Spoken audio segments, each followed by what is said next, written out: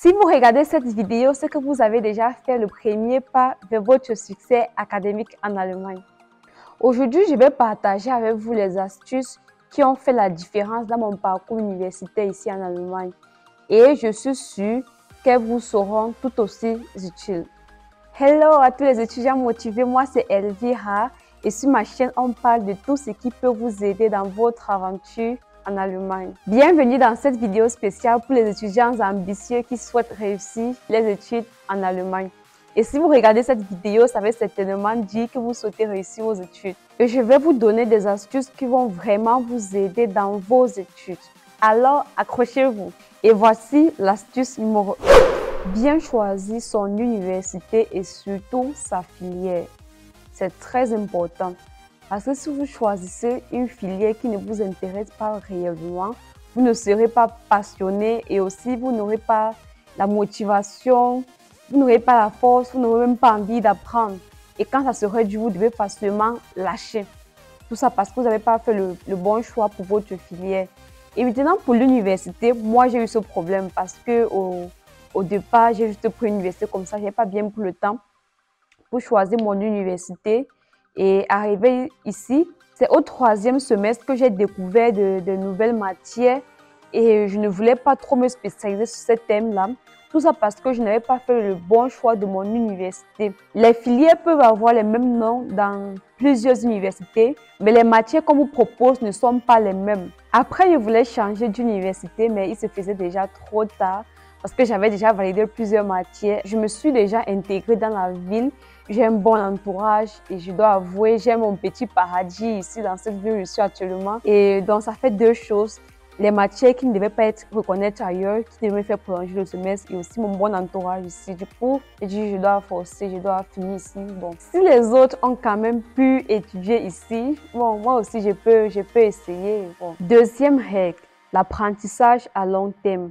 Ici, il s'agit de faire de petits efforts chaque jour, d'apprendre quelque chose. C'est mieux d'apprendre 1 heure chaque jour que d'apprendre 7 heures en une fois. C'est plus efficace ainsi. C'est pas seulement une méthode d'étude, mais c'est aussi une philosophie d'apprentissage qui peut changer la donne de votre réussite. En faisant un effort chaque jour, vous êtes mieux préparé pour vos examens, mais aussi ça réduit le stress et ça renforce votre confiance en soi. Ce qui nous amène au 3e point, la confiance en soi. La confiance en soi ici est le fait d'être sûr de soi, peu importe votre domaine. Et ceci va vous aider à mieux participer en cours, même dans les projets avec vos camarades en groupe et de poser les questions en cours sans avoir toutefois honte. Parce que vous avez au moins une idée, vous ne serez pas en train de dire est-ce qu'il a déjà expliqué ceci ou bien est-ce que ma question est belle. Vous ne devez pas douter en fait.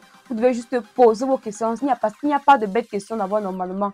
Mais vous devez avoir ce courage-là parce que pour la plupart, on ne comprend pas quelque chose, mais on ne veut pas demander parce qu'on a peur de se passer pour le ridicule. Mais quand vous avez confiance en soi, vous savez, je veux comprendre telle chose et vous posez la question directement. Et c'est cette confiance en soi qui va vous pousser et aller aux heures de rencontre avec les professeurs pour pouvoir discuter avec eux.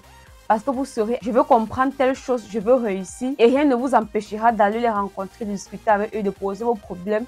Et vous devez facilement évoluer ainsi. En ce qui me concerne, dans mes débuts, j'avais plus confiance en moi dans certaines matières. Et dans les matières où je doutais de mes capacités, je ne me sentais pas à ma place et je ne participais pas réellement en cours. Et pour finir, j'avais plus envie de suivre ce cours. J'avais abandonné sans réussir la matière là ce semestre. Je n'avais même pas écrit cette matière-là. Et pourtant, si j'avais adopté l'apprentissage à long terme depuis le départ, j'aurais eu confiance en moi et ce qui m'aurait permis d'écrire cette matière ce semestre. Un autre point très crucial est la gestion de temps. Nous tous, nous savons comment le temps passe tellement vite. Je vous conseillerais de faire un emploi de temps ou un programme parce que ceci vous poussera au moins à ne pas gaspiller votre temps. Vous serez « Ah non, j'ai telle chose à faire » et vous ne serez pas en train de perdre votre temps sur votre téléphone par exemple. Et veillez à donner suffisamment de temps à vos études et aussi à votre bien-être. Dormez et détendez-vous également. Et surtout, commencez dès le premier jour parce que nous savons comment le temps court seulement, peu importe où nous nous trouvons. Et pareil pour les jobs, parce qu'on a vu un job à 15 €, là on va laisser les cours, les devoirs par le poursuivre. Pourtant, si on se concentre et on finit nos études, on sera payé à 30 € l'heure, le double de ce salaire même. Et je pense que s'il faut laisser son cours pour aller chercher de l'argent, c'est vraiment si on est en difficulté parce que ça arrive qu'on peut avoir un problème. Là, c'est compréhensible. Mais si c'est que vous pouvez déjà régler vos factures à la fin du mois ou n'êtes pas du genre, il faut vraiment suivre vos cours et faire vos devoirs avant. La cinquième clé est d'utiliser les ressources universitaires mises à votre disposition. Il s'agit de la bibliothèque, des tutorats, appelés encore tutorium, et des professeurs. À la bibliothèque, il y a des livres recommandés par les professeurs que vous pouvez utiliser pour faire plus d'exercices. Parce qu'ils n'ont pas le temps pour parler de tout avec vous, pour discuter de tout avec vous. Certains cours, vous avez juste 3 heures la semaine en présence avec le professeur. Mais dans le programme, c'est écrit que vous avez 7 heures pour cette matière à étudier vous-même à la maison. Ça veut dire quoi? 7 heures pour étudier vous-même à la maison et travailler avec les documents et vous exercer. Vous pouvez donc profiter pour utiliser ces livres pour faire plus d'exercices. Il y a une matière appelée Datenbank qui a les chapitres tellement longs. Le professeur, pour finir tous ces chapitres, il ne peut pas en même temps traiter tous les exercices ou alors beaucoup d'exercices avec vous. Au trop, vous allez traiter les exercices faits au tutorat, peut-être 2 ou 3 exercices par chapitre, mais ça ne suffit pas pour vous préparer pour l'examen parce que moi-même j'ai expérimenté ça. Sans traiter l'exercice extra, des livres pris à la bibliothèque, vous ne pouvez pas facilement vous en sortir même si vous maîtrisez tous vos chapitres. Et il faut aussi aller au tutorat parce que ce n'est pas dans toutes les matières. Et si l'université met ça à disposition dans une matière, ça veut dire qu'ils ont jugé que cette matière est difficile et aussi très importante pour les élèves. Donc, il faut vraiment y aller. Et pour les professeurs, il faut juste aller dans les heures de rencontre. Ils sont souvent assis dans leur bureau là. Et ils attendent les étudiants, personne ne vient. Ils s'ennuient même, mais les élèves ne viennent pas. Et surtout à l'approche des examens, c'est bien d'aller les rencontrer parce que grâce à ça, vous pouvez savoir ce qui vient environ à l'examen ou pas. J'ai essayé ça et ça a vraiment marché.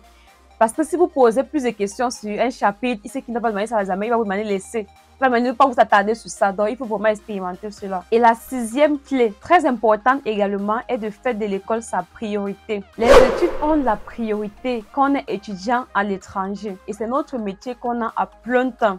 Et en plus, notre séjour en dépend. Et nous savons tous, dans la plupart des universités, à partir du 3e semestre, vous pouvez déjà vous faire rapatrier si vous n'avez pas encore atteint un certain nombre de crédits. Et si vous dépassez les limites pour composer une matière, vous serez exmatriculé et rapatrié.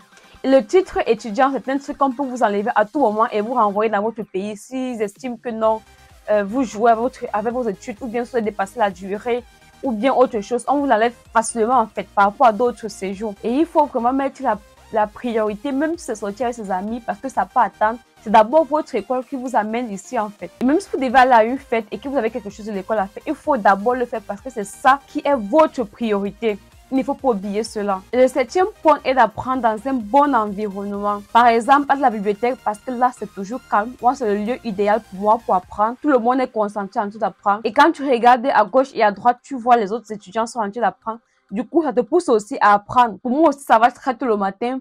Parce que je sais, je n'aurai aucun appel d'office, je n'aurai aucun message. Il faut créer un environnement qui va vous pousser à vraiment vous concentrer. Éteindre le téléphone ou bien le laisser à la maison. Moi, c'est ce que j'ai l'habitude de faire. Je laisse mon téléphone. C'est vrai que j'ai arrêté de le laisser à la maison parce que les amis m'ont dit qu'il peut avoir une urgence. Bon, là, c'est grave. Je crois que l'éteindre quand même et vous déconnecter va vraiment beaucoup vous aider parce que nous savons comment les réseaux sociaux nous distraient vraiment aujourd'hui. Et le semestre passé, j'étais allé voir le conseiller de faculté pour qu'il puisse me donner des tips.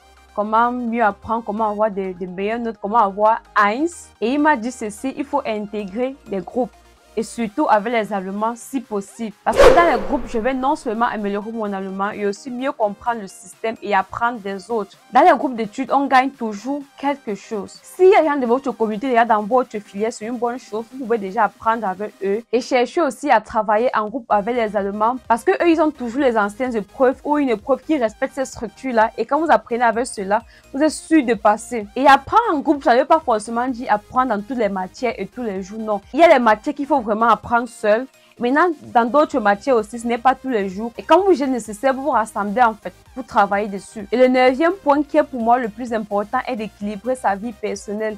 Il faut vraiment se détendre dans ce pays. Il faut prendre le temps de se détendre, de pratiquer des loisirs et de rencontrer des amis. Ça va vraiment vous permettre de toujours rester motivé et aussi d'éviter le stress. À un moment donné, j'étais sur dépression ici parce que ma vie personnelle n'était pas équilibrée. Il faut pas juste travailler et apprendre sans toutefois se détendre. Il faut aussi une récompense. Et la 10e règle est l'intégration. Il faut participer au fait de l'université, faire partie des associations, pour découvrir et aussi avoir plusieurs contacts. Dans les associations, je connais au moins 5 personnes qui étudient la même filière que moi et qui sont avancées et qui m'aident vraiment quand j'en ai besoin. Et vous êtes toujours en contact avec les gens, ce qui vous permet d'améliorer votre allemand et ce qui vous permet de mieux comprendre vos cours. Voilà, vous avez maintenant en main ces précieuses astuces pour réussir vos études en allemand. Si vous avez apprécié, n'hésitez pas à me laisser un pouce en l'air et abonnez-vous si vous êtes nouveau pour plus de contenu très intéressant et partagez vos propres astuces en commentaire.